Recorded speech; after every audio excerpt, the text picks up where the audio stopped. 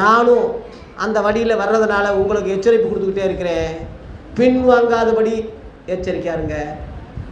ஜெபம் பண்ணாமல் போயிடுவோம்னு நினச்சி போயிடாதீங்க, எச்சரிக்கையா இருங்க. ஒரு அதிகாரமாவது ஒரு நாளைக்கு படிங்க. யூடியூப் இருக்குது, நம்ம செய்தியை கேளுங்க. நம்ம பாடல்கள் போட்டிருக்கோம், கேளுங்க. ஆண்டவருக்கு உங்களுக்கு தொடர்பு இருந்துக்கிட்டே இருக்கணும், அந்த அனல் இருந்துக்கிட்டே இருக்கணும். அனல் மங்கிட்டா பூனை அடுப்புக்குள்ளே வந்து படுக்கும். அனல் உள்ள அடுப்புக்குள்ளே பூனை வருமா, எலி வருமா, பாம்பு வருமா? வராது. சர்ப்பம் ஏவாள்கிட்ட எப்படி வந்தான்? ஏவாள் சரியில்லாதனால தான். அதனால தான் மந்தையை கொடுத்து எச்சரிக்கையா இருங்கன்னு சொல்லி பவுல் கண்டிச்சான். ஒருவேளை சாத்தா ஏமாத்திடுவானோன்னு பயந்துருக்கேன்னு பவுலும் வேதனைப்பட்டான். அதே அப்போஸ்தலர்கள் எச்சரிப்பு கொடுத்தாங்க, விலகாதபடி எச்சரிக்கை.